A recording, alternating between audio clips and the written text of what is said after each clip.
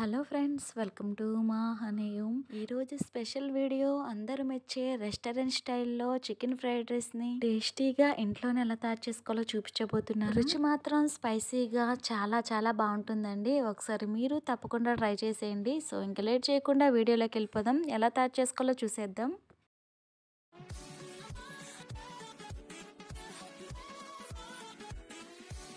First mixing బౌల్లో శుభ్రంగా కడిగి పెట్టుకున్న 150 గ్రామ్స్ బోన్లెస్ చికెన్ తీసుకోవాలి. చికెన్ పీసెస్ మాత్రం మరీ పెద్దవి కాకుండా మీడియం సైజు ఇలా చిన్న చిన్న పీసెస్ కింద కట్ చేసుకోవాలి.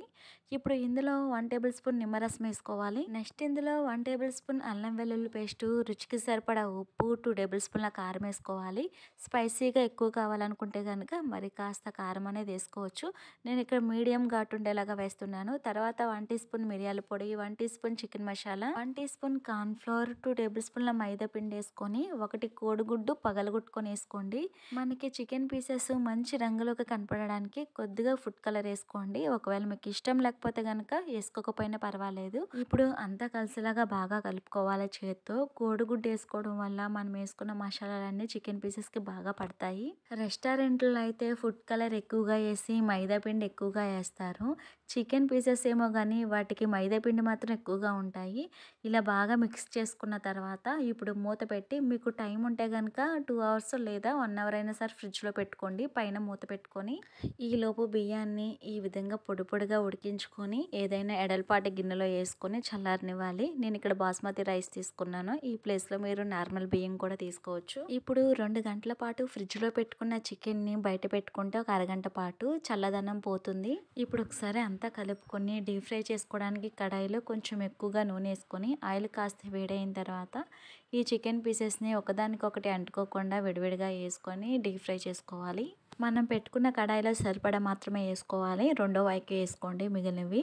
వెంటనే మరో వైపుకి తిప్పకుండా కొంచెం సేపు అలా వదిలేసి కొంచెం బుడగలు తగ్గిన తర్వాత మరో వైపుకి తిప్పుకోవాలి. మీడియం ఫ్లేమ్లో పెట్టుకొని ఫ్రై చేసుకోవాలి. ఇవి మంచి కలర్లోకి ఫ్రై అయిపోయిన తర్వాత పక్కకు తీసేసుకొని మిగిలినవి కూడా సేమ్ ఇలానే ఫ్రై చేసుకోవాలి. చికెన్ ఫ్రై అయినట్టు మనకి ఎలా తెలుస్తుందని డౌట్ రావచ్చు, కలర్ వేసుకున్నాం కాబట్టి. చికెన్ ముక్కలు బాగా ఫ్రై అయిపోయిన తర్వాత పైన వచ్చే బుడగలు తగ్గుతాయి. ఆ టైంలో మీరు పక్కకు తీసేసుకోండి.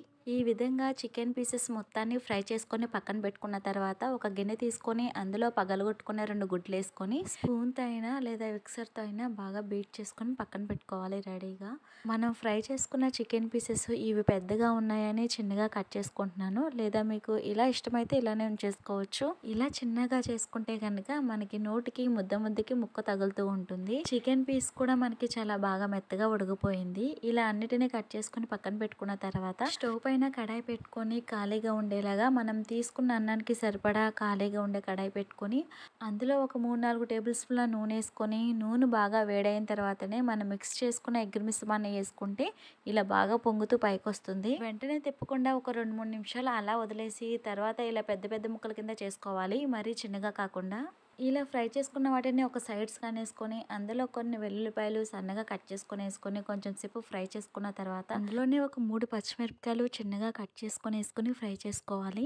ఇవి లైట్గా ఫ్రై అయిపోయిన తర్వాత మనం ఫ్రై చేసుకున్న చికెన్ పీసెస్ కూడా మొత్తాన్ని వేసేసుకొని ఫ్రై చేసుకోవాలి. అంతా కలుపుతూ మరీ ఎక్కువసేపు ఫ్రై చేసే పని లేదండి. జస్ట్ ఒక 2-3 నిమిషాలు మీడియం మంట పైన కలుపుతూ ఫ్రై చేసుకుంటే సరిపోతుంది. ఇలా కొంచెం సేపు ఫ్రై చేసుకున్న తర్వాత ఉడికించుకున్న అన్నాన్ని వేసుకోవాలి. రైస్ వేసుకునే ముందు మంట మాత్రం సిమ్ ఫ్లేమ్లో పెట్టేసుకోండి. అన్నం మొత్తం వేసుకున్న తర్వాత రుచికి సరిపడా ఉప్పు, 2 టేబుల్ స్పూన్ల కారం, 1 టీ స్పూన్ మిరియాల పొడి, 1 టీ స్పూన్ గరం మసాలా, అర టీ స్పూన్ చికెన్ మసాలా వేసుకొని 1 teaspoon vinegar, 1 teaspoon soya sauce వేసుకోవాలి. నేను మరీ ఎక్కువగా వేయడం లేదండి, మీడియం ఘాటు ఉండేలాగా వేస్తున్నాను. మీకు ఇంకా స్పైసీగా కావాలనుకుంటే కారం మరొక 1 టీ స్పూన్ వేసుకొని ఈ స్పైసెస్ అన్ని కొంచెం పెంచుకోవచ్చు అనమాట. అలానే ఒక 2 రెమ్మల కరివేపాకు వేసుకోండి. కరివేపాకు ఫ్లేవర్ కూడా చాలా బాగుంటుంది వీటన్నిటితో పాటు మిక్స్ అయ్యి. ఇప్పుడు మంట హైలో పెట్టుకొని బాగా కలుపుకోవాలన్నమాట. అడిగనేది అంటనుకుండా కంటిన్యూగా కలుపుతూనే ఉండాలి. బయట రోడ్ సైడ్ బండ్ల పైన వాళ్ళు వెనుప కడాయిలో చేస్తారు కదండి, అటువంటివి ఉంటే గనక వాటిలో చేసుకోండి, టేస్ట్ ఇంకా బాగుంటుంది. సేమ్ వాళ్ళకు కూడా అంతేనండి. ముందుగా అన్నాన్ని ఉడికించుకొని పెట్టుకుంటారు. చికెన్ పీసెస్ కూడా ఫ్రై చేసుకొని పెట్టుకొని చిన్నగా కట్ చేసుకొని అప్పటికప్పుడు వేడివేడిగా చేసిస్తారనమాట. రెస్టారెంట్ లో కూడా అంతేనండి.